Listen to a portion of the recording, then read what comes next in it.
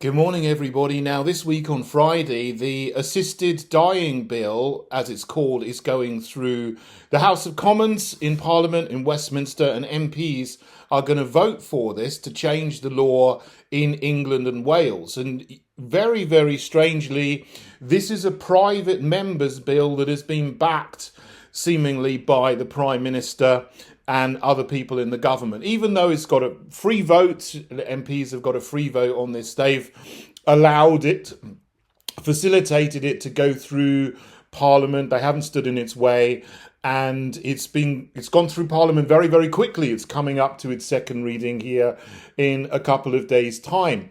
The full name of the bill actually is called the Terminally Ill Adults End of Life Bill, but it's been commonly being called the Assisted Dying Bill when people discuss it and talk about it. I would actually call it the Euthanasia Bill or the Assisted Killing Bill, because that's what it is. It will legalise killing of patients in a hospital setting, a care home setting, whatever, on the NHS, which we haven't had before. Now, I know during 2020, 2021, terrible things went on with midazolam and so on. And I think all those people need to be brought before the courts. But this is actually going to make this legal for the first time in the UK. The people who say they want someone to help them to die will be able to be helped, as they say, and a medical practitioner. We think of doctors, but this could also be a nurse, a healthcare assistant, and maybe even later on, just someone like a pharmacist could prepare something for someone to drink or take. This is the impression that we have. People at the moment, they go off to Switzerland, they get a drink like Aristotle with the hemlock, they drink it, and then everything is nice and they peacefully pass away. It's not like that, actually, for a lot of people. When they drink a poison, your body immediately reacts to it and rejects it, and you start to retch and throw it up. This happens quite a lot of the time, but we're not told this. And they say there are safeguards on this.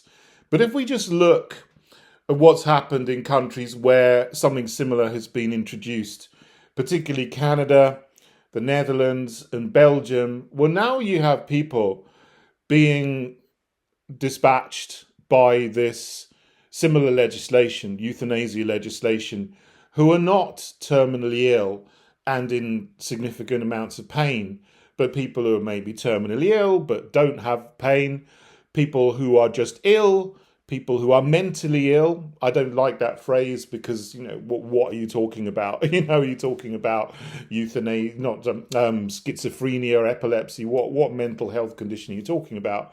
But in people who are just a little bit mildly depressed. And in Canada, you've got doctors suggesting, well, why don't you kill yourself?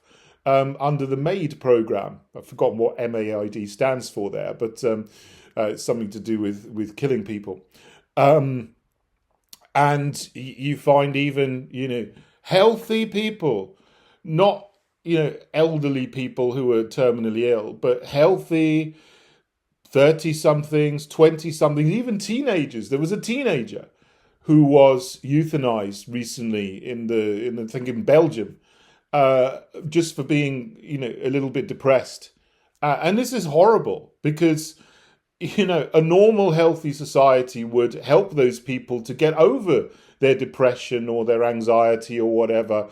And even if someone is physically ill, you give them proper palliative care. That's what we should be doing.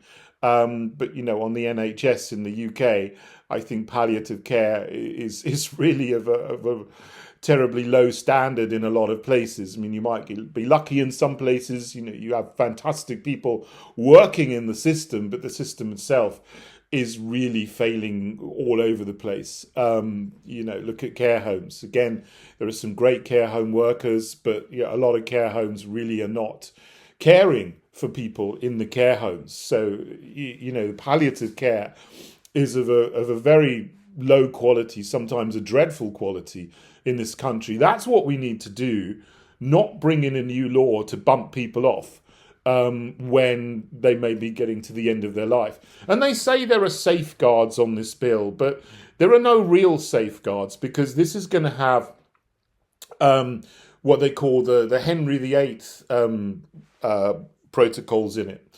Henry VIII powers. Basically, there'll be clauses in there that would allow for secondary legislation to be created by a future Secretary of State for Health, maybe even the one we've got now, that could change this legislation and add in extra criteria for when people can access this so-called assisted dying. So at the moment, they say it's only going to be for a certain number of people. You have to have 2 doctors to sign you off. You have to be on the NHS or have been on the NHS for at least a year. But that could change.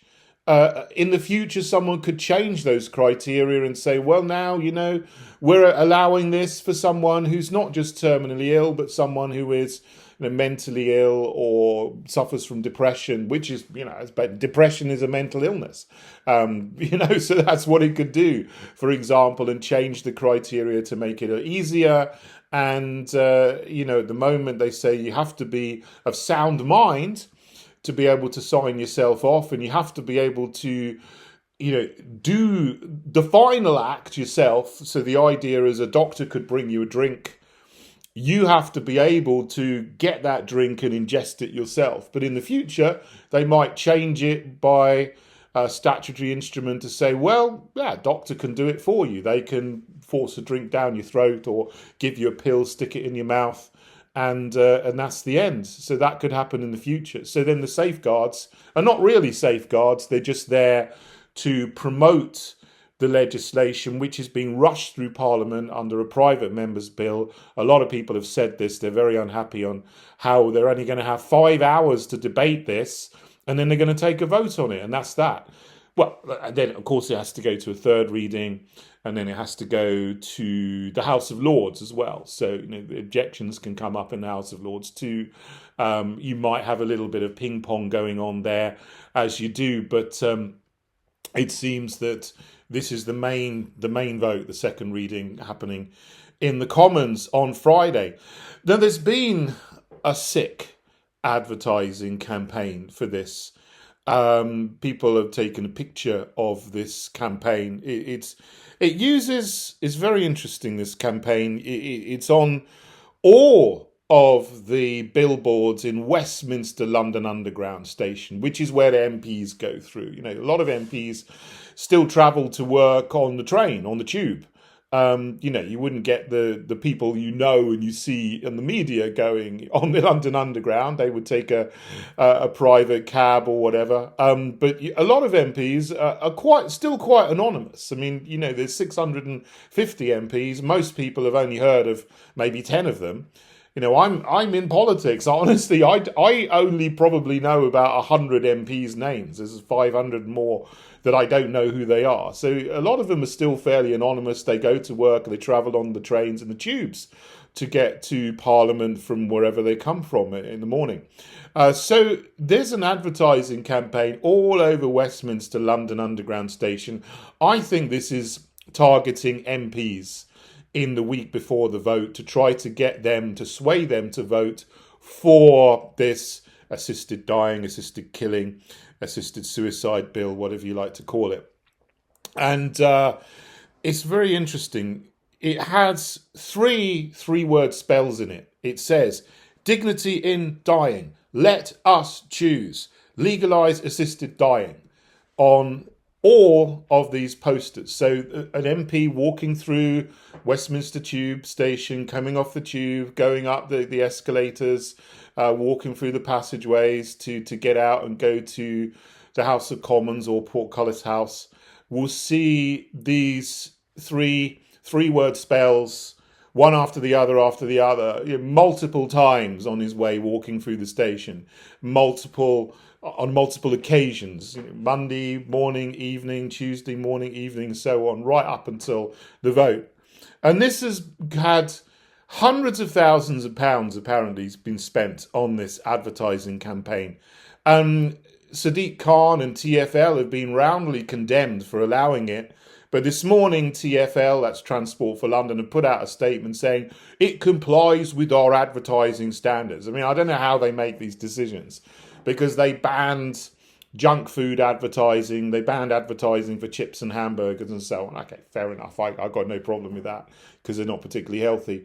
But if they can ban junk food advertising, why on earth are they allowing adverts for something that is clearly a controversial and sensitive issue to do with people killing themselves or being killed? It doesn't make any sense. You know, one of the first things Sadiq Khan did is he banned a Protein World advert, which had a nice woman on it wearing a yellow bikini. That's bad. But you can have all these adverts, you know, propagandizing euthanasia. Again, there's no consistency. This doesn't make any sense. So clearly, this is political. And it seems to me the majority of people who support this are the same kind of people who would support legalizing and expanding abortion, and so on, and transgenderism and all these other things. They all go together as a basket of narratives, a basket of policies that are being pushed that are anti-human, anti-life, anti-Christian, anti-tradition, you know, good, what's good and righteous. And what we need to be as a society. It's promoting a culture of death, all of these things. You know, and I can't help thinking back to 1967. Okay, I wasn't alive in 1967, but just what we know about that period. Because that was when the Abortion Act was introduced into the UK. And it was brought in by a Liberal MP, David Steele, and he and others that proposed this abortion bill to decriminalise abortion said it's only going to be for a few hundred people. We need it on compassionate grounds for some women who are in a terrible situation. And a lot of people bought that line and said, okay, well, I don't want you to think of me as a bad person. I care about women. I'm going to vote for this, or I'm going to support this, even though, you know, the right ethic to think of here is that it's wrong to kill an innocent human being. Killing is wrong. You just don't kill people. I mean, I would say if the mother's life is in danger, you are acting because a woman has an ectopic pregnancy or something like that, then yes, you perform an operation to deal with the ectopic pregnancy. But you don't kill innocent babies, innocent human beings, and life begins at conception. The thing is, from 1967, where everyone was told there'd be a few hundred a year for compassionate reasons, the remit immediately expanded and ballooned.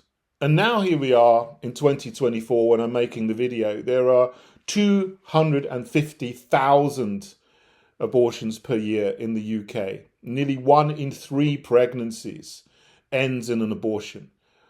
1,000 times more than what we were told that there would be when the Abortion Act was introduced in 1967. You know, so this is over a period of 57 years. And no one would have thought that it would be used for some of the circumstances it's used today. It's just used as birth control these days by some people. So my position, the Heritage Party's position, is we should abolish abortion, except in cases where the mother's life is in danger. As I said, I've explained that's a different ethic because you're acting to save life rather than to kill life.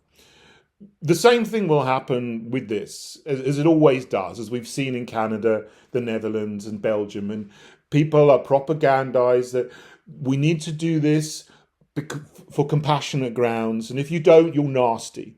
And this is what they're trying to say. If you don't support this, you're a bad person. You're a nasty person. You want to make people suffer. That's absolutely not the reason why I'm against it. I don't want people to suffer. But life is precious. It's not up to us to kill. The ethic is you just don't kill people. And a doctor, a medical practitioner should not be involved in killing people. Full stop. I mean, for millennia, doctors have taken the Hippocratic Oath. First, do no harm, don't kill people, don't perform abortions and keep your patients' secrets secrets. Those are the four main principles of the Hippocratic Oath. But today, doctors in the UK don't take the Hippocratic Oath. I think it was removed when abortion was brought in, something to do with that. I don't know all the ins and outs of it, but of course, a doctor taking the Hippocratic Oath could not perform an abortion. It was brought in 1967, so there was a conflict there. So it's been removed as a requirement to take a medical degree and to become a doctor in the UK. But a lot of people don't realise that, but doctors today don't take the Hippocratic Oath. And if they did, then they wouldn't kill people, they would not perform euthanasia either, and they would not assist people in dying. You would provide the highest quality of palliative care that you possibly can, but you wouldn't partake in this euthanasia, which is what this with some MPs. Obviously this bill was introduced by a Labour MP called Kim Leadbeater, who's the MP for, well, it was Batley and Spen, it's now Batley and something, that's the constituency name. It's changed, but up in West Yorkshire there. They say that there's about 150 MPs that have already declared that they are going to support this bill.